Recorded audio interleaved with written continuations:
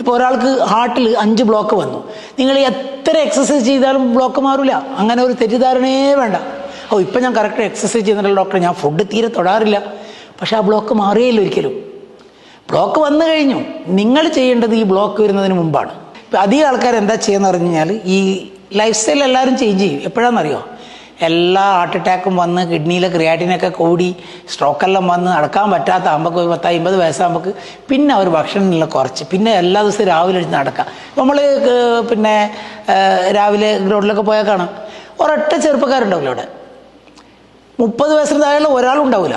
എല്ലാം ഒരു 60 വയസ്സുള്ളവരുടെ ഇങ്ങനെ ഇത് വളരെ ആർത്രൈറ്റിസ് എല്ലാം വന്ന് നടക്കാൻ പറ്റാത്ത ആൾക്കാരാണ് അവിടെ കൂടുതലുണ്ടാവുക. ഈ ലൈഫ് സ്റ്റൈൽ എന്ന് പറഞ്ഞാൽ ചെറിയ വയസ്സിൽ തുടങ്ങി ഇതൊരു ഹാബിറ്റ്സാണ്. കുട്ടികൾ കളിക്കുക, രാവിലെ തന്നെ കുട്ടികൾ പോയി നടക്കാൻ പോകേണ്ട ആവശ്യമുണ്ടോ? ഒരാവശ്യമില്ല. കുട്ടികൾ എല്ലാ ദിവസവും വീട്ടിലെ അമ്മമാരവരെ വീട്ടിലിരുത്തി പഠിപ്പിക്കേണ്ട ഒരു കാര്യമില്ല. എല്ലാവരും സ്കൂളിൽ നിന്ന് വന്നു കഴിഞ്ഞാൽ എല്ലാ കുട്ടികളും 2 മണിക്കൂർ സ്ഥിരമായിട്ട് വ്യായാമം ചെയ്യുക, കളിക്കാൻ പോവുക. അതിനകത്ത് മാർക്ക് കുറഞ്ഞാലും കുഴപ്പമില്ല, ആരോഗ്യം ഉണ്ടെങ്കിലല്ലേ മാർക്കിനെ കൊണ്ടുള്ള കാര്യമുള്ളൂ. അതൊരു ഹാബിറ്റായി വരണം. അതിപ്പോൾ ഇനി കോളേജിൽ പോവുക, ജോലിക്കായി കഴിഞ്ഞാൽ പിന്നെ ആൾക്കാർക്ക് സമയം ഉണ്ടാവില്ല. വെറും കമ്പ്യൂട്ടറും മൊബൈലും, രാത്രി മറ്റേ ഈ ടി വിയും മറ്റേ മൊബൈലും വാട്സപ്പെല്ലായിട്ട് പിന്നെ എണിക്കുന്ന തന്നെ രാവിലെ എണിക്കുന്ന ഡയറക്റ്റായിട്ട് ഒരു കാറിലോട്ടാണ്. പിന്നെ കുളിക്കാനും ഇതാക്കാനും വരെ സമയമില്ലാത്ത സമയമാണ്. അപ്പോൾ ഇതൊരു ഹാബിറ്റാക്കി എടുക്കണം. എങ്ങനെയാണ് ഹാബിറ്റാക്കി എടുക്കുക? ഹാബിറ്റാക്കി എടുക്കുന്നത് രാവിലെ വർക്കിലേക്ക് പോകുന്നത് നടന്നിട്ട് പോകാൻ പറ്റും, സൈക്കിളിൽ പോകാൻ പറ്റും. കഴിയുന്നത് മാർക്കറ്റിൽ പോകുമ്പോഴൊക്കെ കാർ ഉപയോഗിക്കാണ്ട് ഭാര്യനെയും കൂട്ടി അല്ലെങ്കിൽ ഫാമിലിനെ കൂട്ടി അല്ലെങ്കിൽ ഫ്രണ്ട്സിനെ കൂട്ടി നടന്നു പോവുക. അതൊരു വ്യായാമമായി, അതേസമയത്ത് ഒരു മനസ്സിനൊരു പ്ലഷർ. ഇതൊക്കെ ഒരു ഹാബിറ്റ്സാണ് ഉണ്ടാക്കുക. ലൈഫ് സ്റ്റൈൽ മാറുക അങ്ങനെയാണ്. അല്ലാണ്ട് എല്ലാ ദിവസവും രാവിലെ എണിച്ച് ഒരു 3 കിലോമീറ്റർ ഓടി തിരിച്ചു വന്നു, പിന്നെ നേരെ തന്നെ പിന്നെ അന്ന് മുഴുവൻ കാറിലാണ് പിന്നത്തെ യാത്ര. പിന്നെ എവിടെയും ഇറങ്ങൂല, എവിടെയും ലിഫ്റ്റ് കയറില്ല, സ്റ്റെപ്പ് കയറില്ല, എല്ലാത്തിലും ലിഫ്റ്റ് തന്നെയാണ്. അപ്പോൾ ഈ വ്യായാമ രീതി തീരെ അനങ്ങാത്ത ഒരു സിസ്റ്റം, അത് തടി തീരെ അനങ്ങാത്ത സെഡൻറ്ററി ഹാബിറ്റ് എന്ന് പറയും. ഈ സെഡൻറ്ററി ഹാബിറ്റ് മാറ്റണം. സെഡൻറ്ററി ഹാബിറ്റ് മാറ്റി കഴിഞ്ഞ് കഴിഞ്ഞാൽ അതൊരു ജീവിത ശൈലിയാക്കി മാറ്റണം. അത് കുട്ടികളുടെ ഇടയിലും സ്കൂളിലും നിങ്ങളുടെ വീട്ടിലും നിങ്ങളുടെ കുടുംബത്തിലും ഇത് ഒരു ജീവിത ശൈലിയാക്കി മാറ്റണം. അതുപോലെ തന്നെ ഫുഡ് ഹാബിറ്റ്സ്. പലപ്പോഴും നമ്മൾ കാണാം ജങ്ക് ഫുഡ് കഴിക്കുന്നത്. ജങ്ക് ഫുഡ് മാത്രമല്ല, വീട്ടിലുണ്ടാക്കുന്ന ഫുഡിലും നമ്മൾ ഒരുപാട് ആർട്ടിഫിഷ്യൽ സാധനങ്ങൾ കൊണ്ടുവന്ന് അതിനകത്ത് മുഴുവൻ വളരെ ടേസ്റ്റ് ഉണ്ടാക്കാൻ വേണ്ടി അത് വളരെ ടേസ്റ്റുള്ള നല്ല നല്ല സാധനങ്ങളുണ്ട്. ഫോർ എക്സാമ്പിൾ ഞാൻ പറയും, ഈ മീനുണ്ടല്ലോ മത്തി, നല്ല ടേസ്റ്റുള്ള മീനാണ് അത്. പക്ഷെ ആരും വാങ്ങൂല. എന്താ അറിയോ? അതൊരു പാവങ്ങളുടെ മീനാണ്, അതിന് ഒരു വാല്യൂ ഇല്ലാത്ത മീനാണത്. പക്ഷെ ഏറ്റവും കൂടുതൽ ഹാർട്ടിന് നല്ല ഫിഷ് ഓയിൽ കിട്ടുന്ന ഒരു മീനാണത് ഈ സാഡൈൻ അതോ മത്തി. ഈ മത്തി ടേസ്റ്റ് ഉണ്ടാവും, വീട്ടിലുണ്ടാക്കി കുട്ടികൾക്ക് ഇത് പഠിപ്പിച്ചിട്ടേ ഇല്ല, കൊടുത്തിട്ടേ ഇല്ല ജീവിതത്തിൽ. പിന്നെ ഇങ്ങനെ അവർ തിന്ന് തന്നെ പിസ്സ വെച്ചിട്ടാണ് അവർ തുടങ്ങുന്നത് തന്നെ കുട്ടികൾ.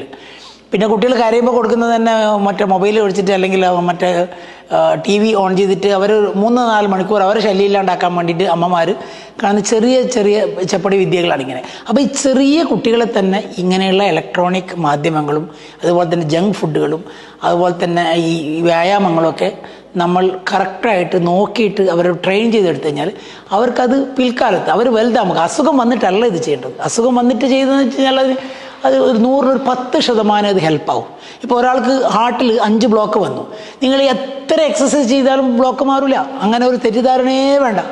ഇപ്പം ഞാൻ കറക്റ്റ് എക്സസൈസ് ചെയ്യുന്നുണ്ടല്ലോ ഡോക്ടർ, ഞാൻ ഫുഡ് തീരെ തൊടാറില്ല. പക്ഷെ ആ ബ്ലോക്ക് മാറിയില്ല ഒരിക്കലും. ബ്ലോക്ക് വന്നു കഴിഞ്ഞു. നിങ്ങൾ ചെയ്യേണ്ടത് ഈ ബ്ലോക്ക് വരുന്നതിന് മുമ്പാണ്.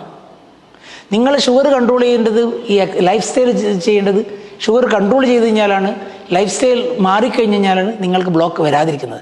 വന്നു കഴിഞ്ഞിട്ടല്ല ഇത് ചെയ്യേണ്ടത്. അപ്പോൾ എൻ്റെ ഒരു മെസ്സേജ് എന്താണെന്ന് പറഞ്ഞു കഴിഞ്ഞാൽ, ആഹാരം, അതുപോലെ തന്നെ അമിതവണ്ണം, അതുപോലെ തന്നെ എക്സസൈസ്, അതുപോലെ തന്നെ ടെൻഷനാണ് വേറൊരു, ഈ പ്രത്യേകിച്ച് ചെറുപ്പക്കാർക്ക് ജോലി സംബന്ധമായും അതുപോലെ തന്നെ ഫാമിലി സംബന്ധമായും അതുപോലെ തന്നെ വർക്ക് സംബന്ധമായുള്ള പല ടെൻഷനുകൾ ഉണ്ടാവും അവർക്ക്.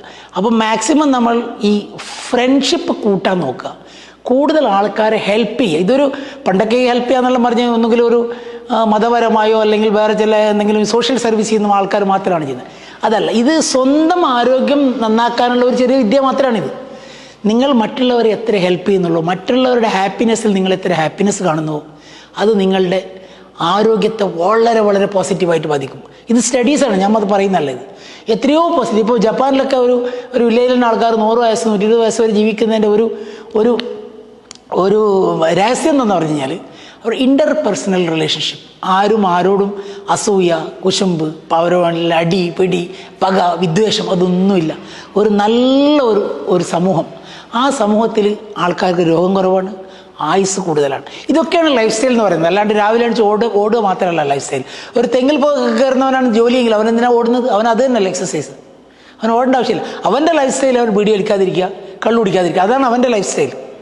അതേസമയത്ത് ഒരു രാവിലെ ഓഫീസിൽ പോകുന്ന ഒരു ഡോക്ടറാണെങ്കിൽ അയാൾക്കൊരു പക്ഷേ ഇതിനൊന്നും സമയം കിട്ടിയെന്ന് വരില്ല, അയാൾക്ക് വളരെ ചുരുങ്ങി. അയാൾക്കാണെങ്കിൽ രാവിലെ പോയി എക്സസൈസ് ചെയ്തിട്ട് അല്ലെങ്കിൽ രാവിലെ 1 മണിക്കൂർ കളിക്കാൻ പോയാലായിരിക്കും അയാളുടെ ലൈഫ് സ്റ്റൈൽ. അപ്പോൾ ലൈഫ് സ്റ്റൈൽ ആൾക്കാരനുസരിച്ചിട്ട് മാറണം. അത് അസുഖം വന്നു കഴിഞ്ഞാൽ ചെയ്യുന്നൊരു സംഭവം അല്ലാതെ അസുഖം വരും ചെറുപ്പത്തിൽ തന്നെ അതൊരു കൾച്ചറാണ്. അതൊരു സമൂഹത്തിൻ്റെ, ഒരു നാടിൻ്റെ, ഒരു ഫാമിലിയുടെ എല്ലാത്തിലും ഒരു കൾച്ചറാക്കി മാറ്റിക്കഴിഞ്ഞ് കഴിഞ്ഞാൽ ആ സമൂഹത്തിൽ രോഗം ഇല്ലാതെയാവും. ആ സമൂഹത്തിൽ രോഗം ഒരു പരിധിവരെ നമുക്ക് തടയാൻ പറ്റും രോഗം. Thank you very much.